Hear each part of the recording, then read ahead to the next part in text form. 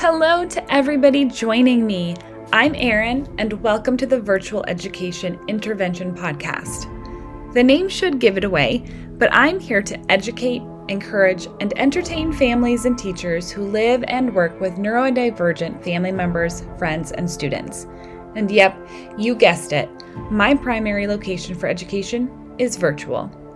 Sometimes we all just need a little more community, and we benefit from having people in our lives who understand how we live, how we work, and what our minds are consumed with daily. We just need support and encouragement within that space.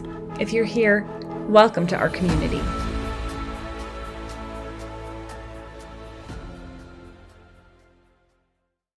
Welcome back to the Virtual Education Intervention Podcast.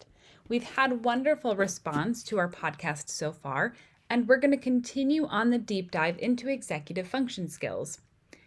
I hope you've been following along, but if you haven't, I'm going to ask the question that I've been asking all along. Have you ever heard of the term executive function or executive function skills?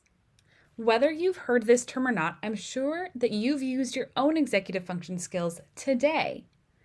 Often impacted by neurodivergence like ADHD, autism, and sometimes a learning disability, executive function skills are often called the CEO of the brain. But before we begin, be sure to follow this podcast on whatever major podcast platform you use, and also like and follow us on social media. We are on Facebook and Instagram as Erin Luchterhand Coaching, and you can also access a wide variety of information on our website, erinluchterhand.com. I'll be sure to copy the spelling of those names in the podcast description, but be sure to follow us and like our social medias. We provide a lot of really awesome information and insight every day. Now back to executive function skills. These skills are higher level cognitive skills that help people manage tasks, solve problems, and adapt to new situations. Some of the skills included are working memory, planning, and regulating emotions. Formed in the prefrontal cortex of the brain, the very front forehead part of the brain, if you will, executive function skills also include planning, prioritizing, organization, attention, working memory, impulse control, task initiation, emotional regulation, flexibility, self-monitoring, and metacognition, which is kind of a big fancy word for understanding the way that your brain thinks or knowing what your brain needs when it needs it, strategies around thinking, so to speak. That ties in a lot with self-awareness. Executive function skills don't just apply to one area of our lives, though. We need these skills across the board in our academic work, our work, and our personal lives. So we don't grow out of our neurodivergence. So as our students become adults and they leave school, they graduate, perhaps they go into college or into adulthood, they get jobs, their ADHD and their autism and their learning disability, it doesn't just go away. Their executive dysfunction doesn't just go away. Rather, these skills or lack thereof adapt to new environments. So it's really important that we as providers and we as parents and we as individuals with neurodivergence learn and understand the impact that executive function can have on our lives. Because if my organization impacted my academic life, then it's also going to impact my life at home and my life at work in the future. So tying back to metacognition, and I'll do a podcast on that later, tying back into understanding the way our brains work and knowing what we need when we need it, is understanding that executive function doesn't just stop, or our need for executive function support doesn't just stop when we graduate high school. Rather, we need to find the right tools for the right moments in our lives. So I like to just think about life after school. Because in my opinion, education and school is really a preparation for life after school. We should be preparing our children and our students to be well-rounded, solid community members who support each other and can provide for their own future. And as a Christian, I also like to include, I want my children to love the Lord and follow in those faith footsteps as well. Often, very often, neurodivergent individuals struggle with these executive function skills. I've used this term already in the podcast, but these challenges are often labeled as having executive dysfunction. And that can be a symptom that professionals look for when they're looking to diagnose a form of neurodivergence, whether it's ADHD or autism or another neurodivergence, something under that umbrella. In this week's podcast, we're going to focus specifically on the executive function skill of working memory. Our last podcast focused on organization, so if you're interested in learning that, I would highly recommend you go back to the last podcast and check that out. There's some really great information in there. But this podcast is going to focus on working memory. Now, I imagine you've heard of short-term memory and long-term memory, and working memory might be a new term that you haven't heard before. So let me define it a little bit for you. Working memory is a cognitive system that temporarily holds and manipulates information in your brain. Crucial tasks for things like reasoning, comprehension, learning, it kind of acts as a mental workspace for you while you're using and manipulating that information. Another way to put it might be that working memory is a limited capacity system that allows you to keep information, quote, in mind for a short period of time while you're actively using it. Those are kind of big, fancier descriptions, and you might be like, wait, but what is the practical application? Because I'm going to bring that. Personally, I like to think of working memory as a sticky note or a whiteboard in your brain. It's the part of the brain that holds and manipulates information in the moment that you need it and then forgets it when it no longer needs it. A chew on the meat and spit out the bones situation, so to speak. We all have and use our working memory daily.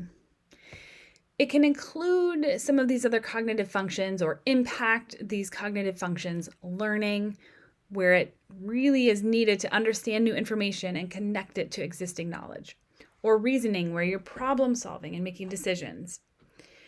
Problem solving, breaking down those tasks, is also included language comprehension and everyday tasks like following directions, organizing your day. But it's important to remember that everyone's working memory also has a limited capacity. It's not endless. This isn't a turn on the faucet and let the water run as long as you need it kind of situation. Rather, it's like a jar, and when that jar is full, nothing else will fit in that jar. Or like I said before, it's like a sticky note or a whiteboard, and there's only so much space on a sticky note or a whiteboard. And once that space is filled, it won't hold any more information. Other pieces of information will start to slip out of that space if you try to put more on. In academics, we see working memory used in math, retaining numbers long enough to use them. So if you're given a math problem and maybe you've got to do some mental math, or you've got to process the question in front of you, you're using your working memory to do that mental math or to process that math problem. And once you've completed it, that's out of your mind. You don't need that anymore. You've just used your working memory. Another academic component is reading comprehension, where we're expected to remember the details of a story long enough to answer questions about what was read, or perhaps write a summary about what was read. Our brain has to recall all of the details of a story long enough to regurgitate or answer questions. And some of those reading comprehension questions are rather deep and require a lot of higher order thinking skills. And so we've got to be able to pull that information into our working memory in order to manipulate it and answer those higher order thinking questions. So if you have a student or a child that really struggles to recall a lot of detail in what they've read, if they've read a long passage, or they have trouble processing and answering some of these higher order thinking comprehension questions, working memory might be impacting their ability to do so. Another academic component, this one can really expand into life at home or work, is following multi-step directions in really any subject. Science, social studies, math, ELA, gym class. It can impact your students' ability to follow these step-by-step directions if they're given too many steps at a time. Some of our students have smaller working memories and some of them have larger working memories. Everybody's sticky note is a different size. While we all have a limited capacity, some have a greater capacity than others. And so for our neurodivergent students, oftentimes the working memory, their sticky note in their brain, is a little bit smaller. So following multi-step directions can be a challenge. If you give a student 5 directions at a time, 3 directions at a time, and sometimes even 2 directions at a time, it might be too much for that working memory to hold in their brain at a time. So you may need to circle back and give them 1 direction at a time, or perhaps 2 directions at a time. But this can be impactful across the board. At home, we see the impact of working memory again, following multi-step directions, related specifically to chores, other tasks that they're expected to complete, and even conversations. Have you ever forgotten where you were in a conversation while it was going on? Maybe you started to think about a comment that was said at the beginning of the conversation and your working memory is holding on to that, and the person kept talking and you've missed that part of the conversation. Or have you ever forgotten a phone number that was just given to you and you can't remember the numbers long enough to write it down? That's your working memory impacting. Or have you forgotten the next step in the recipe that you just read? Maybe you're going a step at a time in a recipe and you just read that step and you go to complete the task and you forget what you just read. Yep, that's working memory. So it's not that, I'm just forgetful. It's literally a component in your brain that's not big enough to hold information without a lot of intentionality. So sometimes when I'm working on a recipe, I'll read a step and then I kind of go about my kitchen, gonna complete the step, and then I realize that I don't remember the step that I just read. Well, I have to go back and reread it, but I have to read it and say, focus, Erin. You've got to really focus on the step so that you can recall what you have to do. If you have a child or a student who is constantly forgetting the next step or seems to lack that recall, it's important to be aware of the impact that their working memory has on their retention. Some of my favorite in-the-moment strategies, so to speak, that I find helpful are chunking information into smaller parts. This circles back to providing 1-step directions at a time. So perhaps you have a student who struggles with retaining what they've read. So instead of having them read a full chapter and taking notes, I might have them read 1 page or 2 pages. I might have them read a little bit less at a time and check in more frequently to make sure that they are retaining what they're reading, that they're able to recall, they're able to answer the questions more frequently than some of their peers that might have larger working memories.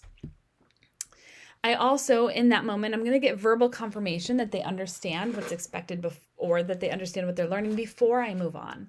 So perhaps I'm going to pause my student a little early as they're reading, and I'm going to ask them verbally to explain to me what they've read. Or in the case where you have a student who struggles with multi-step directions, I might give them a direction and then ask them to repeat it back to me. When we do a verbal loop and we're asking our students to repeat back to us what's expected of them, it cements that information in their brain a little bit more and it makes them easier to retain and complete that task. Providing visual cues in coordination with the verbal cues or the verbal step-by-step directions can be really helpful. You're putting it in front of them and you're telling them verbally. That can provide that extra layer of support. So it might not expand their working memory, but really you're providing them a tool to be successful despite their smaller working memory. And that's a lot of the strategy we do with working memory. Is it's not necessarily growing the working memory muscle as it is ensuring that they have the support to complete tasks in spite of their smaller working memory. So we're working on getting the right tools for the job here. Another strategy, and I've mentioned this several times, only providing 1 to 2 directions at a time and limiting the directions to the amount of information that student can hold. So if your typical student in the classroom can handle 2 or 3 at a time, you might limit that to 1 to 2. But if your student struggles with 2, you're going to really reduce it down to 1. So you're going to be very individual here when it comes to providing these directions. But this is where that visual cue can really come in handy as well. You can provide 1 at a time to the student or to the class, but students that want to work ahead or can work ahead can reference that visual cue.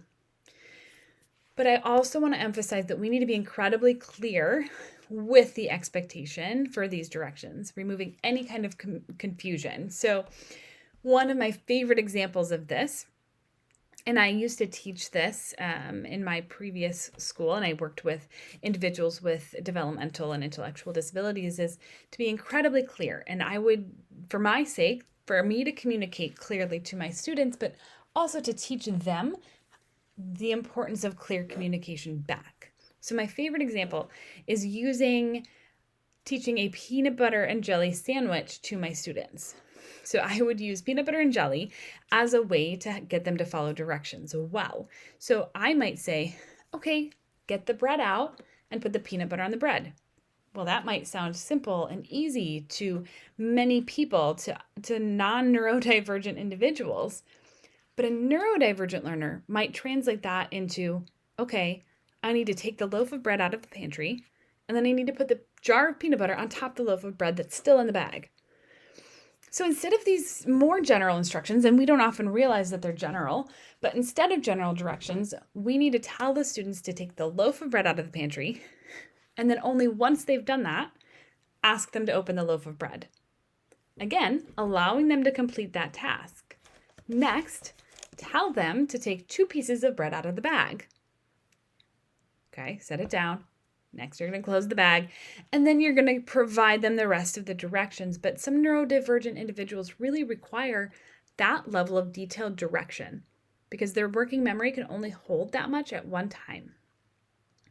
And if there's any confusion, they might get the directions wrong, or they might, do the wrong step.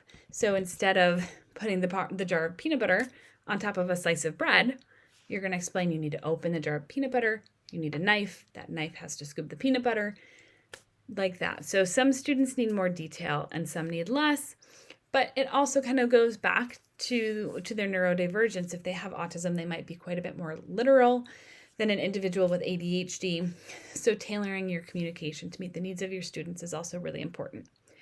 But I bring this back to working memory. Providing one direction at a time can be important to many neurodivergent individuals and can help with that working memory.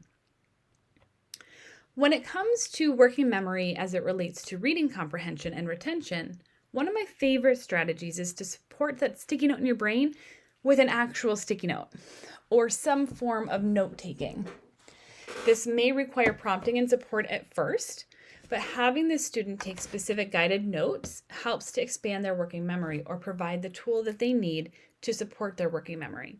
So I like to think of it as one of those screen extenders that you can connect to your computer, where it expands the screen that you see, and so you can kind of drag your information on one side of the screen, because it's really expanding the working memory by providing paper or notes for the student to write it down. So if you're able to take notes on what you've read, then you no longer have to hold that information in your brain.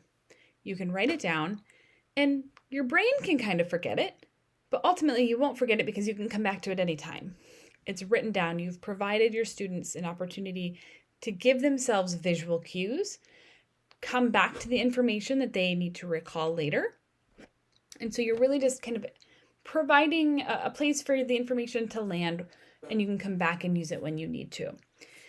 Now, if you do that, if they're taking notes as they're reading, their working memory is free to hold the next set of information before it gets transferred to the notes.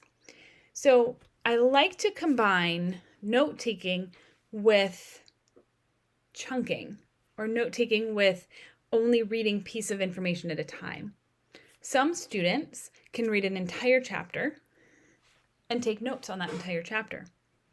Some students need to read 1 page or 2 pages, and then they take notes only on what they've read so far. Is a really great strategy for working memory.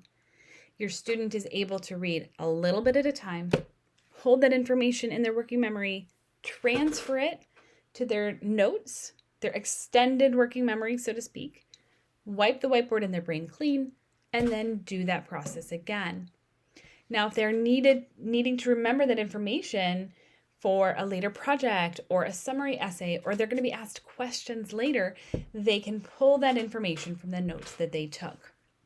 This might require some initial support, teaching them how to do this or teaching them how to refer back to their notes at the end.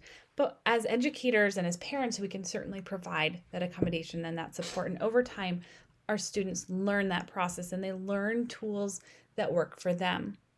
So our goal as educators and as parents is not to become our children's working memory, but to teach them strategies that they can use in school, at home, and in life.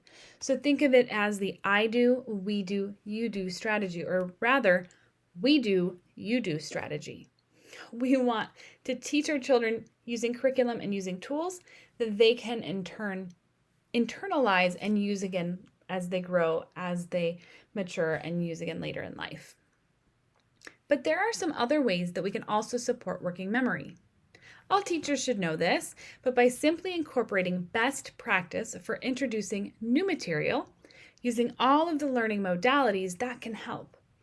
Allowing the student to experience the new material visually, auditorily, and kinesthetically will increase the level of understanding and the depth of their retention.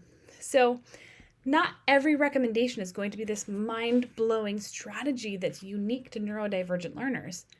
Rather, this one is simply ensuring that your student has access to the material in all of the ways that they individually learn. And their working memory will use that. They're going to embrace that visual style or that auditory style or that kinesthetic style. It's going to enhance their level of learning, and their working memory will keep up with that. But keep in mind that a student with a smaller working memory can and should be expected to learn the information taught. I don't want you to think that a student with a smaller working memory shouldn't have to learn as much or shouldn't have to have the same expectation of their peers. Just because they need it in smaller chunks doesn't mean that they can't learn it or that they won't learn it. They require repetition for the neurons in their brain to connect and strengthen.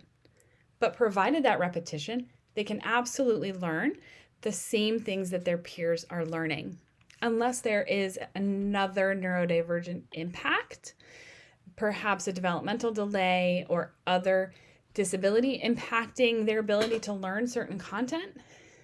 We should expect our neurodivergent learners to continue to learn as their peers are learning. We just need to ensure that their brains have that accommodation or that support or that strategy that's the right fit at the right time for the right need. I've talked about it before, but our brains learn by connecting neurons. As those connected neurons are used more frequently, their bond strengthens. And like a well-worn path, the information becomes easier and easier to retain and remember. Like a well-worn path, that information comes back more quickly for recall. Repetition is vital to the learning process. However, neurodivergent individuals with a smaller working memory may require specific supports in this area to retain that information.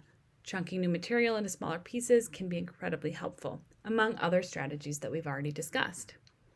In addition, and I find this really interesting, recent studies have shown that regular exercise has also been known to increase or improve your working memory. There is so much cognitive value in regular exercise that I'd really recommend incorporating it into your daily life or your students' daily life. Yes, for the physical benefits, but also for the cognitive benefits. In fact, for our daughter, it was recommended by our occupational therapist that regular gross motor activities might really help her emotional regulation. So when we have something going on that might stress her out or she's had a long day, we try to ensure that she gets that extra outdoor time or gross motor time to really kind of pre-regulate her emotions, and that's been really helpful for us. So that regular daily exercise can be impactful physically, it's important. Emotionally, it's important. And also cognitively, it's important. Can really increase or improve working memory. A few additional recommendations that I'm just going to touch on briefly to help support that working memory include context clues, outsourcing things like, what I mean by that is getting an organizer, having a planner, using tools that work for you, that to-do list, and different tools work for different people. So finding what works for you is important. Morning routines, things that they don't need to use their working memory to achieve can be really helpful. So if you set up a morning routine before school, or if you homeschool, having that routine can be really important. I think as adults, we can recognize that these routines in the morning are really helpful.